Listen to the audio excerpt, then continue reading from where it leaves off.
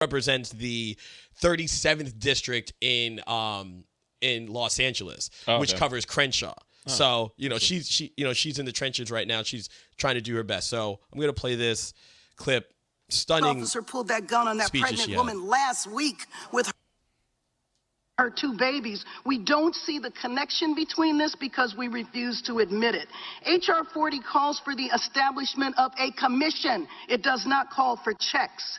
We trivialize reparations by saying that these are just African Americans that want to be paid. I think goes into details about reparations meaning much more than that. And then frankly, when I hear from my colleagues on the other side of the aisle that we need to be encouraged to work harder, to pull ourselves up by our bootstraps, that we can actually achieve, that's the only thing that's the problem. And then to talk about the Democratic Party, I think maybe people don't remember who Fannie Lou Hamer was. Black folks fought the Democratic Party. Nobody acts as though the Democratic Party was not a racist party until there was a movement that fought for justice. Speaking straight facts right there.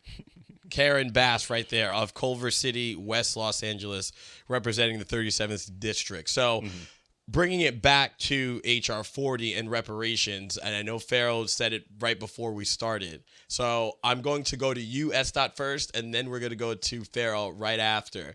What's your thought process on this hearing one? Yeah. Right? What's your thought process on this hearing?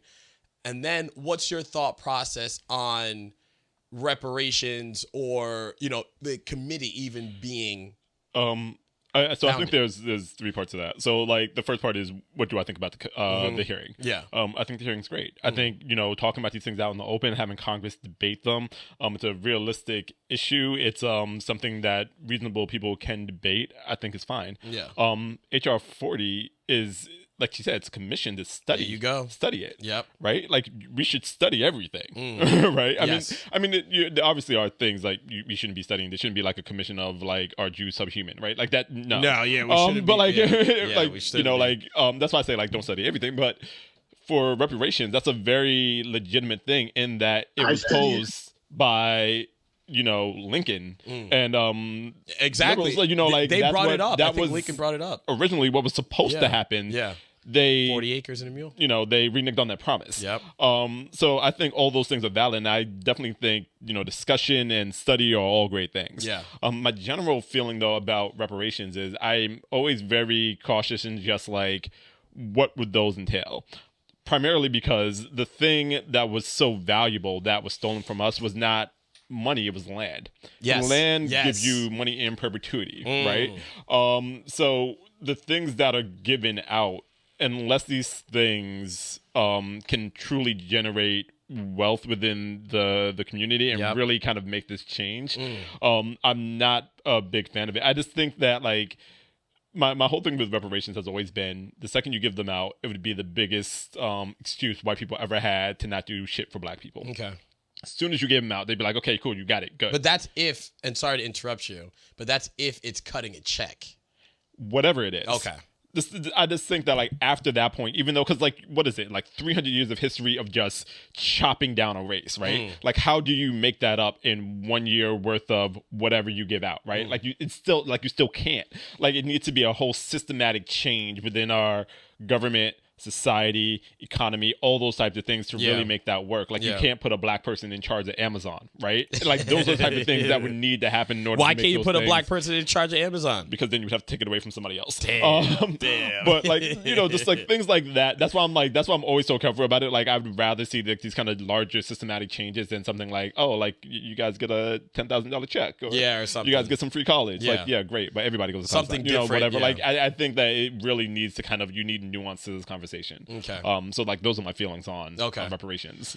What, Pharaoh, I'm gonna kick it to you because I do like your, I would say, alternate view of what Those views on the possibility, right? Not.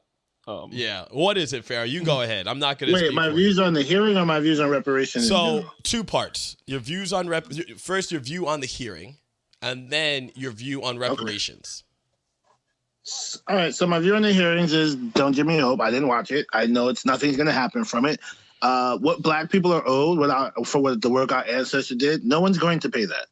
Estai did make a great point about trying to do maybe something in the form of education, but at the end of the day, is that going to really generate the wealth we need? Land is the thing we need most, and that kind of brings me back to Reconstruction. One of the best ideas that was never done was a black state. If they had just made a black state, I think we would have been good. But now that's impossible, and our people don't have what we had back then that would have made that work. What do you mean by a black state? So, like they wanted to make a new state that was a black state. Okay. Like it would have been like Mississippi, but it would have been run and operated by black people. Oh, wow. Ex-slaves. That was one of the ideas after slavery. Just give them their own state to run and do their thing. Okay. And then they'd have members that they elected to Congress. But we're too far gone from that. That's not possible. We're too far gone. So I don't even think, like I've always said, I would like reparations in the form of educational. I like educational spending, yeah, like a free doctorate degree for every person descended from American slaves for like the next 300 or 400 years. Yeah. Because I believe that education, knowledge of self, or knowledge to just build the world you want to build is truly what black people don't have right now. Wait, can I say something real quick? And the other things, real quick. Yeah. I love that you said the next 300 to 400 years, because you have to understand the total is so high for as long as my ancestors were enslaved. Yeah, like it's like trillions of dollars. You know what I'm saying? Like it's not. So that's why I'm always so concerned about like what is the tab that's going to be delivered here, because the money that's owed built the capital. That's just expensive now. Yeah. You can go ahead. Property value and shit. I just wanted to bring that up. That it's not like like free college for the next 30 years. No, like hundreds of years. Like you need like systematic, just like change. Like it can't just be generational. Like, all right, go ahead. I just wanted to call that out. I want to know that black children for the next 300 years in America, get the education. But you're right, bro. Because if you do anything less, it's pointless. It's just a drop of water that allows them to say they did something that will ultimately amount to nothing. Yeah. Unless it's long term and they don't defund it, don't sell me dreams. I'd rather just keep kicking along without you paying us and stop oppressing us. Just the cops to stop shooting me. That'll be enough reparations. I mean, honestly, cops to stop shooting black kids. Honestly, maybe pass a law that you got to shoot at the cops first before they shoot at you. That would be enough for me. Because I know you don't have the money to pay my people for the work we done. I know you don't have it, Mr. White Man. And if you did have it, you're not going to pay it to us. So that's just something you can do. Yeah. So for the most part, and you were actually. So did you finish up your point, Farrell? Because I know that. Yeah, I was just highlighting a point of his. For the most part, okay. I wasn't disagreeing with him. So with specifically, for myself, I do like the start of this conversation, right? I like the fact that we're having this conversation. Yes, I actually do agree with Farrell. I don't believe that anything is going to happen because as not Sheila Bass, but as Sheila Lee, so Sheila Jackson Lee, as she said, this has to go through, the House. There's steps to this. There's levels to this. Has to go through the House, then it has to go to the Senate. It needs to touch the Senate. Then, keep going through and then go to Donald Trump's desk. And can I say something really quick though before you go on? Because I think about this for Jews receive reparations for the Holocaust. The one thing I would like to see is them to stop getting reparations. Like, if you're not going to give Black Americans reparations, they shouldn't get reparations. What did they get reparations in the form of? For the Holocaust. But what? Because Americans turned them away when they first came, so they felt bad. Oh. You enslaved my people for 300 fucking years. You never felt bad about that. Yeah. But that, to me, that's fairness. You know what I'm saying? Yeah. My only problem with reparations, if America wasn't paying anybody reparations, then I would never bring it up. But you're giving reparations to an event that didn't happen here.